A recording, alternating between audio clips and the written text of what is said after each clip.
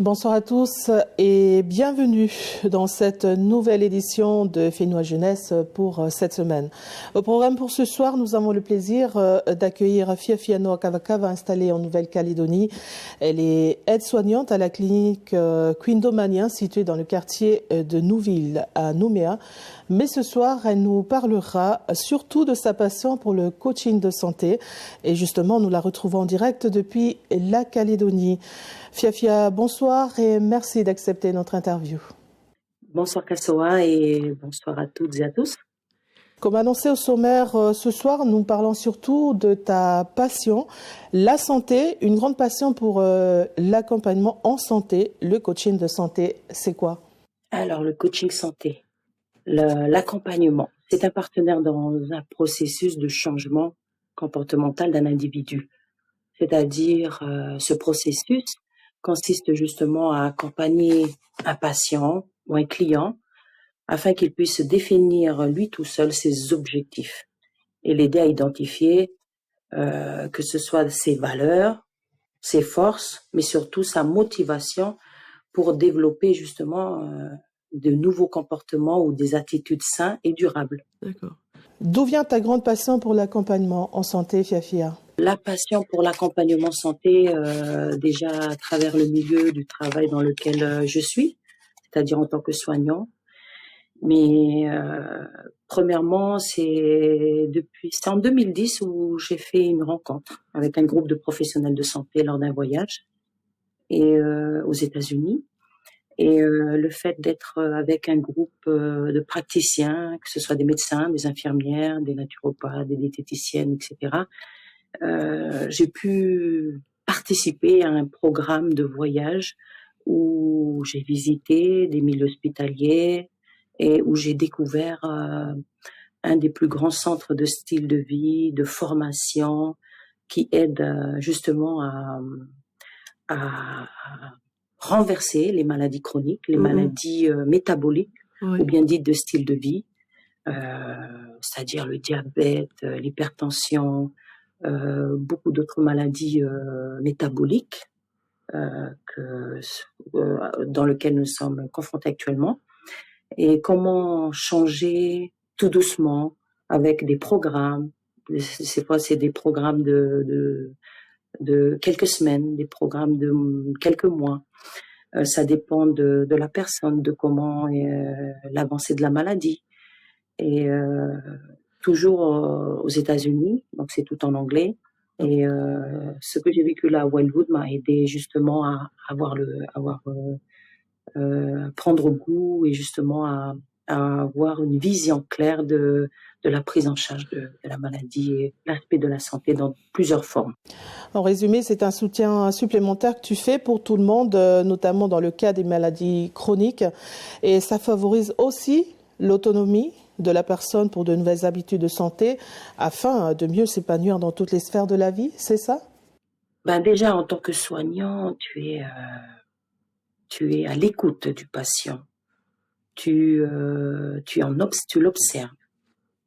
Et c'est déjà beaucoup.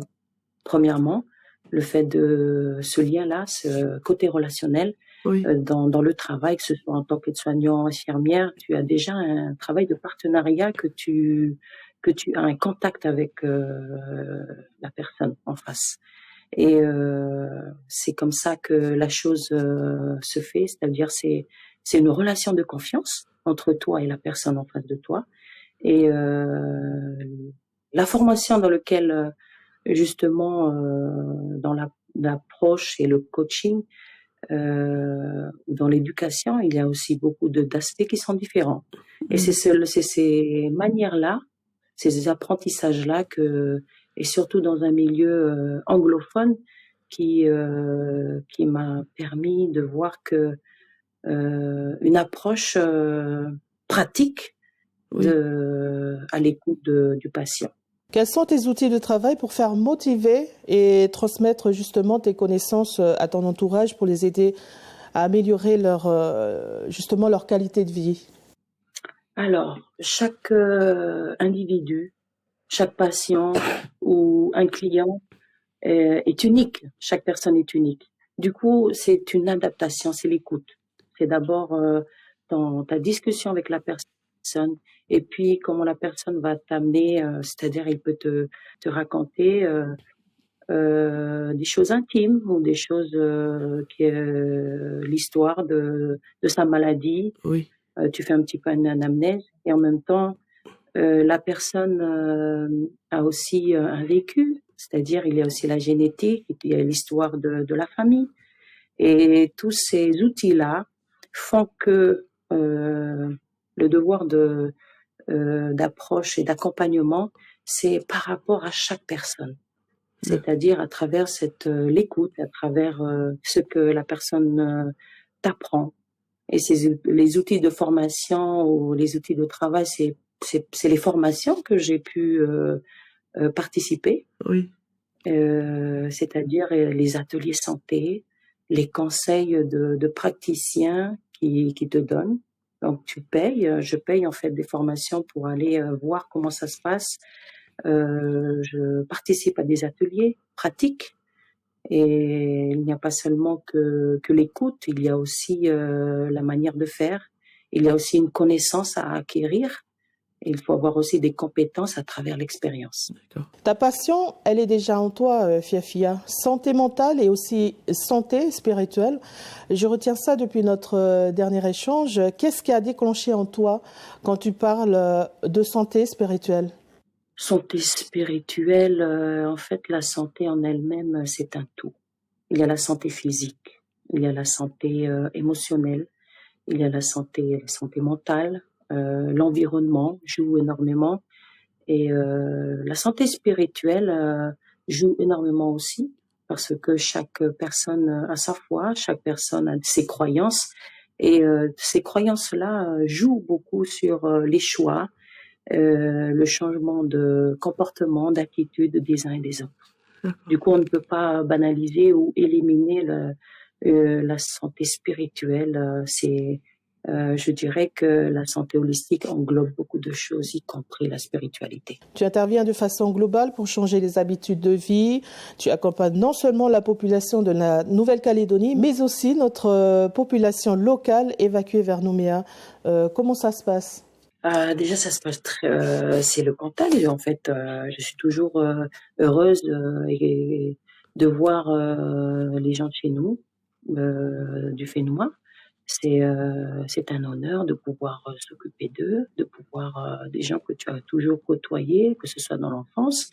Et ça te permet aussi de apprendre à les connaître, d'autres personnes que tu connais, mais que à travers la maladie, ben c'est quelque chose de très particulier. Il y a l'intimité, il y a le respect de l'autre, il y a la confidentialité. Oui. Du coup, on est amené à avoir du respect envers l'autre et ces atouts-là qu'on doit respecter. Nous avons aussi un code déontologie qui nous apprend aussi des règles, comment faire, ce que tu ne dois pas faire. Tu voyages beaucoup, Fia, pour découvrir d'autres horizons afin de voir, de découvrir autre chose pour encore évoluer dans le domaine de ta passion. Quels ont été les points forts retenus de ces découvertes personnelles? Ce que j'ai appris ailleurs durant ces voyages, notamment que ce soit la prise en charge, que ce soit dans des centres de style de vie aux États-Unis, ce n'est pas la manière de voir. C'est-à-dire que dans des centres de formation, des centres de bien-être aux États-Unis, ils mettent l'accent sur les remèdes naturels. C'est-à-dire comment aider à renverser le diabète à travers un changement radical de style de vie. La spiritualité, elle est très prenante dans cette formation. Il y a la liberté de chacun de pouvoir avoir sa confession de foi et en même temps apprendre aussi à accepter que la santé mentale, que ça joue énormément et aussi 8 lois de santé à travers la nutrition, à travers l'air pur, à travers l'exercice physique, à travers l'utilisation de l'eau. Il y a tout un programme et un apprentissage pour cela. Devenir coach de santé, si je peux dire, est né d'une histoire de famille, d'une approche consciente que si on est bien dans sa tête, le reste suit étape par étape avec respect en tenant compte de la réalité. C'est un défi que tu vis chaque jour, Fiafia. Ta passion est un travail qui doit être mené sur le long terme. Des projets pour l'avenir? Ah oui, bien sûr. C'est un grand défi, justement parce que personnellement, c'est parce qu'en fait, j'avais des addictions. Je n'arrivais pas à arrêter durant la jeunesse. C'est vrai qu'il y a une période où voilà, on aime goûter à tout, essayer de faire ceci, cela. Et je voulais apprendre à comment faire pour arrêter, que ce soit l'utilisation de l'alcool ou bien la cigarette, qui était pour moi un frein pour beaucoup de choses, pour le milieu familial, pour le bien-être, tout simplement. Et je parle de ces deux addictions, de ces deux addictions-là, mais il y en a tant d'autres.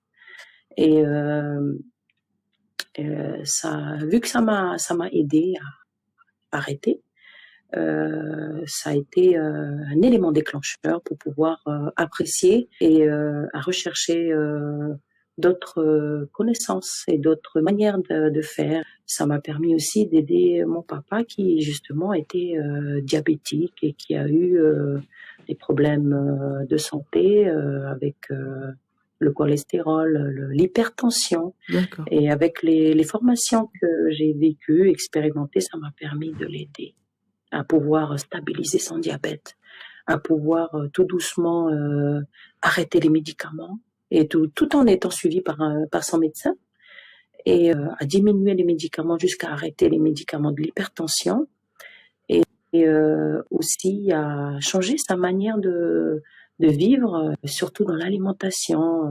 Un dernier mot, Fiafia, surtout pour les jeunes qui sont justement l'avenir de la société?